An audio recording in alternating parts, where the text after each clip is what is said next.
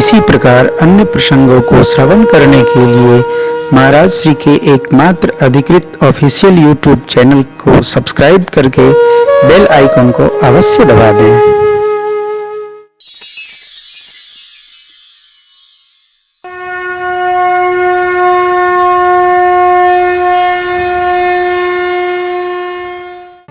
परमात्मा श्री राम लक्ष्मण भैया मुनिगण प्रवेश किए मिथिला में। बहुर चले मुनिवृंद सहाया बेग विदेह नगर नया।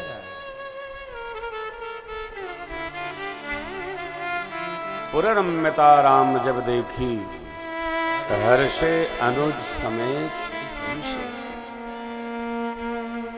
जगदम्बा की पावन नगरी है।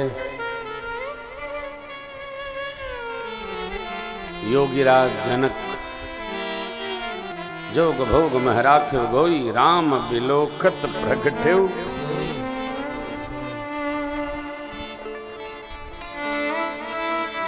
एक अमराई देखकर गुरुदेव भगवान ने कहा, यहां रही रघुबीर सुजाना। क्यों? एक बगीची भी है, फूल पत्र हेतु कुआं भी है, बावड़ी भी है, मंदिर भी है, पूजा के लिए अनुकूलता रहेगी। जो गुरु आज्ञा। सुपास भगत को सब सुपास होना चाहिए। गुरु विश्वामित्र जी आ गए। ऐसी सूचना जब मिथिलेश को मिली, ब्राह्मण देवता गण और सचिवों के साथ में वस्तु सामग्री लेकर स्वागत करते। यही राम लक्ष्मण प्रभु का मिथिलेश को दर्शन हुआ और जिस मन को सहज वैराग्य है वह मन विराग छोड़कर राम जी में लग गया। विश्वामित्र जी गुरुदेव से बार बार पूछते हैं, मिथिलेश, हे महाराज, हे प्रभु, ये दोनों बालक कौन है? ये राजपुत्र हैं कि मुनिपुत्र हैं? मेरा ब्रह्म भावी मन इन्हीं में रम गया है। गुरुदेव ने इतने कहा, राजन आपने अच्छा पहचाना, ए प्रिय सब ही जहां लगी प्राण मन मुस्काए राम।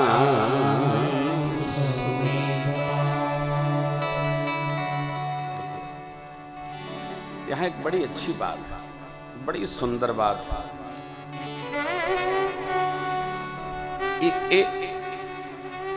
चित्त को अच्छा लगने वाली बात भी है और किसी किसी को चोट लगने वाली बात भी है।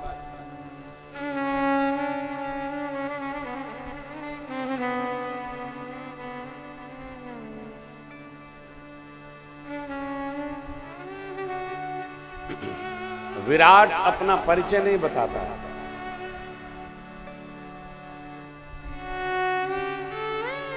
जो विराट है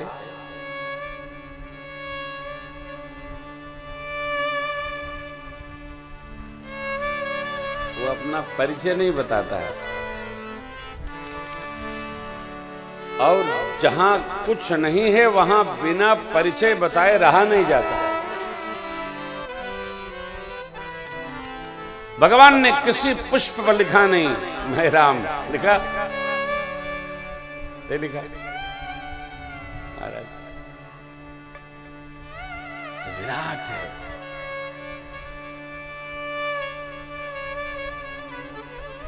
विराट है स्वयं। रावण जो जाता उससे यही पूछता है, अरे तूने मेरे बारे में नहीं सुना? श्री हनुमान जी से भी यही कहा कि राहु समन सुने नहीं मोही, देखूं अति संकट तो ही।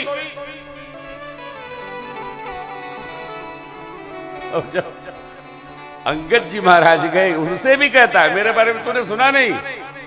अंगद जी क्या कहते हैं, नहीं नहीं तुम्हारी प्रशंसा तो हनुमान जी ने हमको सुनाई है, लेकिन क्या क्या कहा वो कहने योग्य नहीं, वो समझने योग्य। विराट अपना परिचय नहीं देता है, विराट का परिचय उसकी विराटता है, विशालता। वो तो शांतम शाश्वत अप्रमेय मनगम निर्वाण शांति प्रदम अद्भुत रक्तांभोजदलाभिराम नयनम पीतांबरालंकृतम। वो विराट है। नील सरोरुह नीलमन नील नीरधर श्याम लाजहि तन शोभा नित्य कोट कोट। वो विराट जखरावा मात निज अद्भुत रूप, वो विराट है। विराट का कोई परिचय देता है? सिंह का किसी ने अभिषेक किया? तुम ही राजा हो। सिंह स्वयं राजा है। सिंह मार्ग भी नहीं मांगता। सिंह जब गुजरता है तो लोग सब भाग जाते, खड़बड़ खड़बड़ करके भाग जाते हैं। सिंह है वो।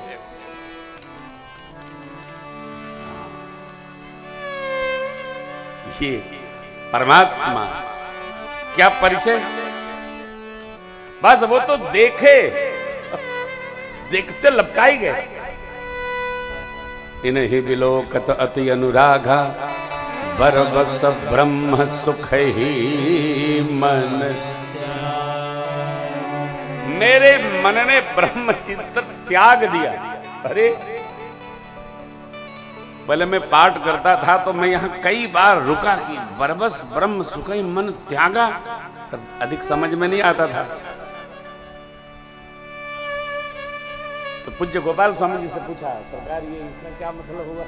अरे बोले बेटा, जनक जी ने जब भगवान को देखा तो ब्रह्म चिंतन छूट गया, क्योंकि राम जी में मन लग गया।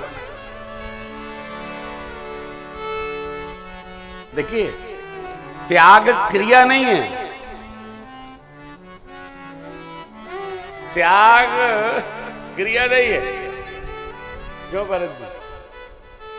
गीता जी कहती है क्रिया त्याग शांति निरंतरम। लेकिन दूसरा पक्ष दर्शन करिए, जब हम किसी एक वस्तु का संग्रह करते हैं तो उसके विलोम वस्तु का अपने आप त्याग हो जाता है। जैसे जब श्री अयोध्या जी की ओर आप चलेंगे तो दौदापुर का अपने आप त्याग हो जाएगा। दौदा नाम है ना। यहां से जब अयोध्या जी की ओर जाएंगे तो घरवा का त्याग हो जाएगा ना। तो जैसे जैसे हम परमात्मा की ओर बढ़ेंगे इस जगत का अपने आप त्याग हो जाता है। त्याग करना नहीं पड़ता, हो ही जाता है, बस बढ़ना पड़ता है। त्याग क्रिया नहीं, त्याग एक जो व्यवहार है उसके विलोम परिस्थिति का नाम है त्याग। भाव यह है कि जब भगवान की ओर बढ़ेंगे तो जगत का त्याग होगा, भजन की ओर बढ़ेंगे विषय का त्याग होगा, परमात्मा में रमेंगे, अरे जगत का अपने आप सुंदर सदन, मां की प्रिय निवास स्थली, विशेष अतिथि गृह। वाटिका में जब सेवा करने मां आती थी तो उसका उपयोग करती होंगी। सुंदर सदन। चक्रवर्ती महाराज के पुत्र लोग आए हैं और ब्रह्मर्षि विश्वामित्र जी महाराज मुनि मंडली सहित आए हैं। उनको सुंदर सदन में वास किया गया। भोजन प्रसाद भैया, विश्राम। सांझ के 5 बजा कथा प्रारंभ हो गई। कथा होने लगी हो।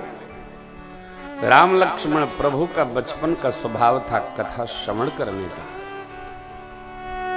बेटा हो वा बेटी, सब में भगवत कथा श्रवण करने का सहज स्वभाव बनाइए।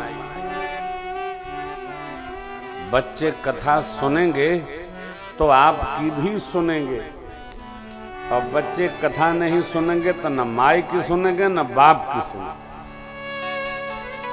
इसलिए बच्चों में कथा सुनने की प्रवृत्ति बढ़नी चाहिए, लगनी चाहिए।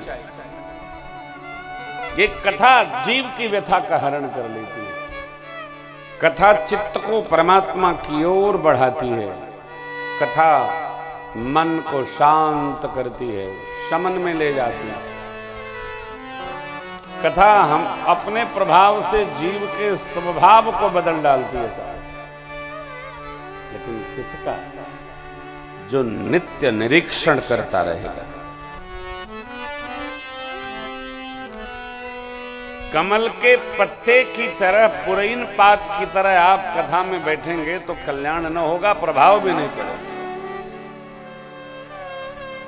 कथा का प्रभाव जीवन में तभी पड़ता है जब हम इसका चिंतन करते चले। सुन समझहि जन मुदित मन, अरु मज्जहि अति अनुराग, तब इसका प्रभाव जीवन में उतरे।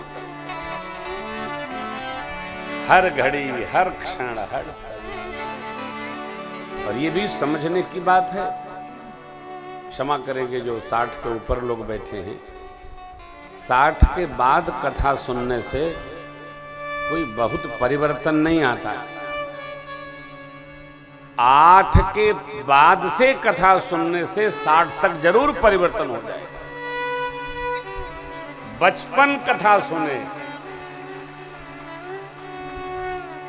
आयोजक लोग परेशान हैं कि कथा 1 बजे से होती तो ज्यादा अच्छा होता, और मैं इससे परेशान हूं कि 4 बजे के पहले कैसे कथा होगी। अब चूंकि भेजा गया हूं तो निर्वाह कर रहा हूं। जब तक विद्यार्थी 5000 कथा में न बैठे, कथा कराना सुनना दोनों बेकार। देखिए 45 के बाद कथा समझ में ही नहीं आती। जो 50 के बाद कथा सुन रहे हैं, आप कथा के बाद उनसे मिलिए, केवल प्रसंगों की खींचतान के अलावा जीवन में कुछ बचा ही नहीं, तो करेंगे क्या बेचारे। अब हमने गाया प्रातः काल उठ के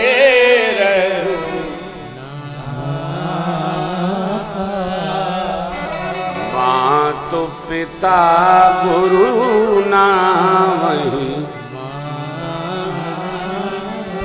60 के ऊपर वालों के माई बाप तो चले गए, तब तनाव और घर में पैदा हो गया, क्योंकि वो बच्चों से चाहते हैं कि देखो महाराज बोले थे बच्चों को पैर छूना चाहिए। बच्चों ने तो कथा ही नहीं सुनी बाबा ने। अब बाबा उपदेश करें तो लड़का कहते हैं कि उन्हीं के बाबा का बुला के छुआओ। तो एक तरह से परिवार में विद्वेष और हमने बढ़ा दिया। अरे भाई कथा प्रयोगशाला है। अब कोई माई 60 के बाद कथा सुने, सासु ससुर गुरु सेवा करे। भला कहा महाराज ने, हमारे तो कोई है ये नहीं छुट्टी पे। अब ये सास ने सुन लिया, बहू ने सुना नहीं, तो सास तो बहू के पांव छुएगी नहीं।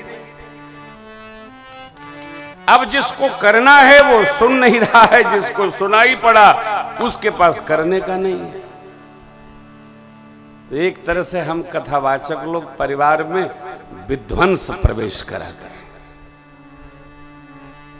इसलिए आप इसको प्रयोग करिए। मेरी आपसे प्रार्थना है कि कथा बच्चों तक ले आइए जिनके पास प्रयोग करने का स्थान है। बच्चे जब कथा में आएंगे तब न प्रयोग होगा। आप आश्चर्य न करिएगा, हम घर में सो के उठते हैं तो बहू जी उठते ही हमको प्रणाम करती हैं। उनके पहले हम उनको कर लेते हैं। काहे कहीं भुला गई तो हम प्रणाम बोलते हैं, आए जय सिया राम प्रणाम, तो खट से हमको प्रणाम कर लेती हैं माथा पर वो रख के। हाँ, अब बच्चे देखते हैं तो बच्चे प्रणाम हम लोगों को करते हैं, क्योंकि हम अपने माता पिता को प्रणाम बचपन से करते चले आए। प्रयोग देखो भैया, साइफन विधि से संस्कार नहीं बनता। मिस्टर इंजीनियर, साइफन विधि से संस्कार नहीं बनता, संस्कार इधर से उधर जाता है।